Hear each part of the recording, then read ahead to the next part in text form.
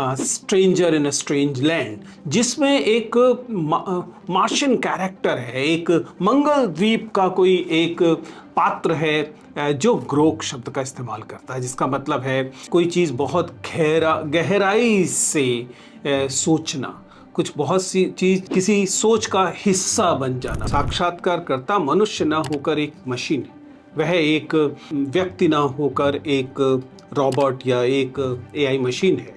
तो आप कैसे डिफरेंशिएट करेंगे प्रश्नों के आधार पर, बताइए। ट्यूरिंग टेस्ट, जिन लोगों को नहीं मालूम, ट्यूरिंग टेस्ट एक ऐसा टेस्ट है जो ये सुनिश्चित करता है कि आप रोबोट और मनुष्य के बीच अंतर कर पा रहे हैं या नहीं। एक मनुष्य के तौर पर हम जो समझ विकसित करते हैं उसमें एक पूरा इतिहास होता है और उसके चलते हमारी संवेदनाएं, हमारी भावनाएं शामिल होती हैं और यही हमें गैर मनुष्यों से यानी कि मशीनों से अलग करती है। ग्रोक के मामले में ऐसा लग रहा है कि आज ग्रोक उस स्थिति पे पहुंचा है, या ग्रोक जैसे सर्च इंजन उस स्थिति में पहुंच रहे हैं जहां वे इस अंतर को भी गहराई से बांट रहे हैं। पर्सन टू पर्सन संवाद की तुलना में ज्यादा पसंद करने लगे हैं मशीनों से संवाद करना, और ग्रोक जैसी एआई इंजन लगता है कि इस चीज को और ज्यादा एडिक्टिव बना सकते हैं। तो यह अगले स्तर का चिंतन है। मेरे चूंकि अधिकांश श्रोता जो हैं वे उसी वर्ग से, उसी उम्र से आते हैं। 17 से 35 साल के लोग सबसे ज़्यादा इस चैनल को देखते हैं, इसलिए मुझे यह आपके लिए एक चेतावनी और आवाहन दोनों जैसा दिखाई देता है। नमस्ते दोस्तों, प्लीज़ सिट डाउन में आपका स्वागत है। अभी आप लोगों ने हाल में ट्विटर, जिसे आजकल एक्स कहा जाता है, उस पर एक ट्रेंड नोटिस किया होगा। वहाँ पर लोग @ग्रॉक यानी कि ग्रॉक नाम के हैंडल से लगातार सवाल पूछ रहे हैं और अलग अलग रैंडम सवाल पूछ रहे हैं। ये सवाल हास्यास्पद हैं, मजाकिया हैं, गंभीर हैं, और ग्रोक की तरफ से, जो कि एक एआई मॉडल है, उसकी तरफ से कई उत्तर देखने को मिल रहे हैं। ये कई मायनों में बहुत इंटरेस्टिंग बदलाव है। यूं तो ये एक चैट जीपीटी की तरह एक एआई इंजन ही है जो जनरेटिव एआई से काम कर रहा है, लेकिन इससे मिलने वाले उत्तरों ने काफ़ी शोर मचाया है। उसके प्रति लोगों की रुचि बहुत बढ़ी है और उसकी कई वजहें हैं। तो हमने सोचा क्यों ना आज इस चीज़ पर चर्चा की जाए कि ग्रोक क्या है, या ग्रोक चल रहा है। एक समय था जब हमारे तमाम विज्ञापनों में, दिल्ली विश्वविद्यालय में, तमाम जगहों पर पूछा जाता था क्या चल रहा है, तो उत्तर आता था उसी विज्ञापन से कि फॉग चल रहा है। पिछले कुछ सप्ताह लगातार जब पूछा जाए क्या चल रहा है, तो लोगों ने कहा ग्रोक चल रहा है। तो सोचा कि क्यों ना इसे थोड़ा गंभीरता से देखा जाए कि लोगों को ये अचानक पसंद क्यों आ रहा है। और जब हम उसे देखते हैं तो हैरानी होती है, क्योंकि जब सवाल पूछे जाते हैं, राजनीतिक सवाल पूछे जाते हैं, जब मीडिया के लोगों को लेकर सवाल पूछे जाते हैं, भ्रष्टाचार पर सवाल पूछे जाते हैं, या इस किस्म के अन्य सवाल पूछे जाते हैं, तो ग्रोक की तरफ से आए उत्तर थोड़े बेबाकी भरे हैं। ये जेमिनाई द्वारा या चैट जीपीटी द्वारा जो बहुत संतुलित और बच कर दिए जा रहे उत्तर हैं, उससे कई मायने में भिन्न है। तो फिर इसी वजह से लोगों को शायद ये ज़्यादा पसंद आ रहा है। ये भी सही है कि इसके आधार पर कई लोगों को, खासतौर से वे लोग जो सत्ता में हैं, उन्हें इससे चिंता हुई है, उन्हें इस पर आपत्ति हुई है, और ये आपत्ति भी दिखाई दी को बाकायदा ट्रॉल करने की कोशिश की, जिसके उत्तर में ग्रॉक की तरफ से ट्रॉल करने के या प्रति ट्रॉल करने के उदाहरण भी देखने को मिले। लेकिन वो सब जानने से पहले जरा समझते हैं कि ग्रोक का वास्तव में मतलब क्या है। ग्रोक, अगर आप वैसे ही एक साइंस फिक्शन की जैसी चीज़ दिखाई देती है, सच्चाई ये है कि एक नॉवल रहा stranger in a strange land, जिसमें एक मार्शियन कैरेक्टर है, एक मंगल द्वीप का कोई एक पात्र है जो ग्रोक शब्द का इस्तेमाल करता है, जिसका मतलब है कोई चीज़ बहुत गहराई से सोचना, कुछ बहुत सी चीज़ किसी सोच का हिस्सा बन जाना, बहुत डीपली अगर किसी चीज़ पर विचार किया जाए तो उसे ग्रोक कहा गया। और साइंस फिक्शन से ये फिर जाहिर है कि आजकल की दुनिया में आता है, और एक ऐसा एआई क्रिएट होना जिसमें कि जो गहराई से सोचकर उत्तर देता है, उसे ग्रोक कहना शुरू किया। तो ये जो मुख्य पुस्तक थी, जो कि हेनलेन नाम के एक लेखक पुस्तक थी, 1961 में आती है, उससे ये कैरेक्टर या ये नाम निकल कर आता है। लेकिन अगर आप अनुभवों को देखें तो वाकई मज़ा आता है।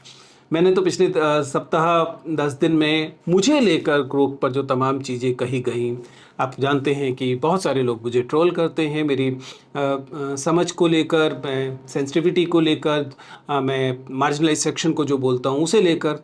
और इस पर कई लोगों ने ग्रोक से वह सवाल पूछे जिन सवालों के उत्तर देते समय ग्रोक ने अलग तरीके से उनके उत्तर दिए और प्रश्नकर्ताओं को कई मामलों में निराश किया। मानसिक स्वास्थ्य को लेकर सवाल पूछे गए या ये सवाल पूछे गए कि कहीं मैं नफ़रत फैलाने की कोशिश तो नहीं करता हूँ, और उसके उत्तर ग्रोक ने अपने हिसाब से दिए। आप इन्हें आराम से सर्च करके देख सकते हैं, या अगर आप चाहें तो मेरे ट्विटर हैंडल पर भी इन्हें देख सकते हैं। तो चूंकि ये लगातार बातचीत हो रही थी और विश्लेषण की ज़रूरत थी, ऐसे लोगों को ग्रोक पसंद आ रहा था जिन्हें सामान्यतः टेक्नोलॉजी पर लगातार संदेह होता है। मुझे भी टेक्नोलॉजी पे संदेह होता है, इसलिए मुझे लगा कि क्यों ना इसे थोड़ा सा और गहराई से देखने की कोशिश की जाए। तो ग्रोक का ये तो सही है कि ये एक साइंस फिक्शन से आता है, लेकिन वैज्ञानिक तौर पर ग्रोक इस समय क्या है? ग्रोक एक सेंस में एक ऐसा जनरेटिव एआई मॉडल है जो कि थोड़ा और ज़्यादा गहराई में, जैसे डीप सीक जैसी चीज़ थी, इसी तरीके से डीप सर्च पर भी रिलाई करता है और उसके आधार पर उत्तर देने की कोशिश करता है, जिसमें केवल सूचनाएं नहीं हैं। महत्वपूर्ण बात इसमें यही है कि ग्रोक सूचनाओं से आगे जाता है। वह उन बातों के पीछे जाता है, उनके इमोशंस तक पहुंचने की कोशिश करता है और उसके एक्सप्रेशंस में कभी कष्ट दिखाई देता है, कभी खुशी दिखाई देती है, कभी तंज दिखाई देता है। इसका मतलब है कि कम से कम साहित्य के विद्यार्थियों के लिए, हमारे जैसे साहित्य के विद्यार्थियों के लिए ग्रोक एक ऐसे कैरेक्टर की तरह आता है जो कि मशीनी है, लेकिन उसके बावजूद वह संवेदनाओं के साथ बात करने की कोशिश करता है। और ये कई मामलों में एक डरावनी बात भी है। ये डरावनी बात है कि अगर यह टेक्नोलॉजी इससे और थोड़ा गहरे जाती है, तब फिर बहुत मुश्किल हो जाएगा कि हम मानवीय अभिव्यक्तियों और ग्रोक जैसे इंजन्स की अभिव्यक्तियों में अंतर कर पाए। ट्यूरिंग टेस्ट की बात अक्सर की जाती है। आपको याद होगा मैंने यह सवाल एक बार एक इंटरव्यू में भी पूछा था, जब मैंने एक पात्र जो कैंडिडेट था उससे पूछा कि मान लीजिए कि आपके सामने जो 5 लोग या 3 लोग बैठे हुए हैं, उनमें से एक साक्षात्कारकर्ता मनुष्य ना होकर एक मशीन है, वह एक व्यक्ति ना होकर एक रोबोट या एक एआई मशीन है, तो आप कैसे डिफरेंशिएट करेंगे प्रश्नों के आधार पर, बताइए। ट्यूरिंग टेस्ट जिन लोगों को नहीं मालूम, ट्यूरिंग टेस्ट एक ऐसा टेस्ट है जो ये सुनिश्चित करता है कि आप रोबोट और मनुष्य के बीच अंतर कर पा रहे हैं या नहीं। अगर कोई सामान्य मनुष्य रोबोट और मशीन के बीच अंतर न कर पाए तो माना जाता है कि वह मशीन ट्यूरिंग टेस्ट को पास कर गई है। इसका मतलब अब उसके द्वारा दिए जाने वाले आउटपुट्स में यह अंतर समाप्त हो गया है कि यह मशीन ने दिए हैं या मनुष्य ने दिए हैं। ग्रोक हम कह सकते हैं मोर और लेस ऐसा लगता है कि ट्यूरिंग टेस्ट को पास कर रहा है। अब ग्रोक से आने वाले ट्वीट्स को लेकर, उससे आने वाले उत्तरों को देखकर यह पता लगाना थोड़ा सा मुश्किल है कि यह मनुष्य ने उत्तर दिए हैं या एक एआई मॉडल ने दिए हैं। दूसरी चीज है कि वे चीजें जिन्हें अब तक हम मानकर चलते थे कि नहीं नहीं ये बाकी चीजें कर सकता है, वो पत्र लिख सकता है, क्लरिकल काम कर सकता है, लेकिन दार्शनिक सवालों को एक एआई नहीं हैंडल कर सकता, साहित्यिक सवालों को एआई हैंडल नहीं कर सकता। लेकिन अगर आप इस एआई इंजन को देखें जिसे एक्स इस्तेमाल कर रहे हैं और इलॉन मस्क जाहिर है कि प्रमोट कर रहे हैं, उनकी कंपनी है ग्रोक, उसमें ऐसा लगता है कि दार्शनिक सवालों के भी उत्तर देता है और ठीक ठाक तरीके से देता है। अब यह स्वाभाविक है कि कोडिंग और जो बाकी मैकेनिकल काम है वो तो अब एआई इंजन कर ही रहे हैं, लेकिन यहाँ पर हम इस स्थिति में पहुंच चुके हैं कि ये इस जैसे एआई इंजन अब संवेदनाओं के साथ और गहराई के साथ उत्तर देने की स्थिति में आ गए। एक शिक्षक होने के नाते हमारे पास बहुत बार ऐसे असाइनमेंट्स आते हैं जिन असाइनमेंट्स को देखकर यह अनुमान लग जाता है कि ये एआई द्वारा लिखे गए हैं, लेकिन अब शिक्षकों के लिए शायद मुश्किल हो जाएगा जब ग्रोक के द्वारा उसमें जानबूझकर डाली गई एक आध गलती और इमोशनल इनपुट्स को डाल दिया जाएगा, तो उसके बाद किसी भी शिक्षक के लिए जानना मुश्किल हो जाएगा कि असाइनमेंट वास्तव में मनुष्य ने लिखा है, स्टूडेंट ने लिखा है, या फिर एआई से लिखवाकर केवल उसकी नकल कर दी गई है। और ये लगातार मुश्किल होता जा रहा है। तो इस मायने में ग्रोक जो है वह सकारात्मक नकारात्मक दोनों तरह की चीजें दिखाता है। इमोशन के लेवल पे पहली बार ऐसा दिखाई दे रहा है कि अब पॉलिटिकल करेक्टनेस जो है वह अनिवार्य आवश्यकता नहीं रह गई है एआई मॉडल्स के लिए, क्योंकि आप जानते हैं कि जब डीप सीक जैसे सर्च इंजन्स आए और उनसे ये सवाल पूछे गए, मसलन चीन के राजनीति के विषय में, चीन की नीतियों के पर सवाल पूछे गए, तो वह उनका उत्तर देने से मना कर देता है, क्योंकि उसकी ट्रेनिंग में था कि ऐसे सवालों के उत्तर नहीं देना है। ऐसा ही हमें काफ़ी हद तक चैट जीपीटी के साथ भी दिखाई दिया था, लेकिन ग्रोक आम तौर पर चीज़ों के जवाब दे रहा है, बावजूद इसके कि कई बार यह लगता है कि सत्ता के लोगों को वह पसंद नहीं आएगा। बस भ्रष्टाचार के सवालों पर, राजनेताओं के सवालों पर, विपक्ष और पक्ष दोनों के नेताओं के सवालों पर ग्रोक ने इस किस्म के उत्तर दिए हैं, जो शुरू में मनोरंजक लग सकते हैं, लेकिन बाद में उसको लेकर कुछ थोड़ा सा सतर्क रहने की आवश्यकता भी पड़ेगी। दूसरा, एआई समझ केवल सूचनाओं से नहीं बनती है।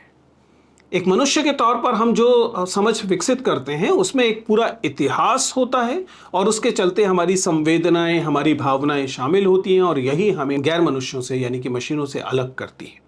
ग्रोक के मामले में ऐसा लग रहा है कि आज ग्रोक उस स्थिति पे पहुंचा है, या ग्रोक जैसे सर्च इंजन उस स्थिति में पहुंच रहे हैं जहां वे इस अंतर को भी गहराई से पाट रहे हैं। वे अब इस चीज का अनुमान लगाने में सफल हो गए हैं कि जो सवाल पूछ रहा है उसे किस किस्म का उत्तर देकर या तो खुश किया जा सकता है, या विचलित किया जा सकता है, या विवश किया जा सकता है कि वे एल्गोरिथम्स के अनुरूप इसे और ज़्यादा शेयर, लाइक या इस तरीके से आगे बढ़ाए। ये एक बहुत महत्वपूर्ण, कुछ लोगों को लगेगा चिंताजनक बात है।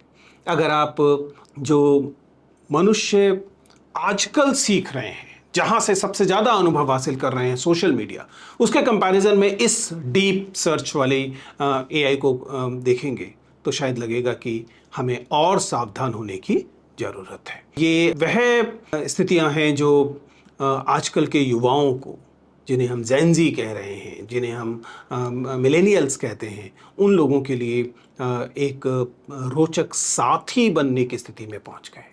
हम लगातार इस बात से पहले चिंतित हो रहे हैं कि जो हमारे युवा हैं वे वास्तविक मनुष्य दर मनुष्य संवाद की तुलना में, मैन टू मैन या पर्सन टू पर्सन संवाद की तुलना में ज़्यादा पसंद करने लगे हैं मशीनों से संवाद करना। और ग्रोक जैसी एआई इंजन लगता है कि इस चीज़ को और ज़्यादा एडिक्टिव बना सकते हैं। तो यह अगले स्तर का चिंतन है।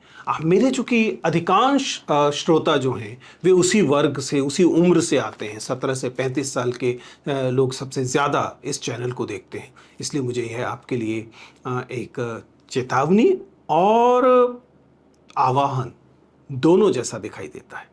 इसे ट्राई कीजिए, मैं ये नहीं कहता कि मत कीजिए। इसे समझने की कोशिश कीजिए, और इससे जो चिंताजनक स्थितियाँ हो सकती हैं उन पर भी ध्यान दीजिए। हालांकि अब तक बाकी सर्च इंजन की तुलना में मुझे व्यक्तिगत तौर पे लगा है कि ग्रोक की स्थिति कुछ ज़्यादा संतुलित दिखाई दी है। बाकी की तुलना में वह केवल एक तरफ झुका हुआ कम दिखाई दिया है, लेकिन कोई नहीं जानता कि स्थिति कब बदल सकती है।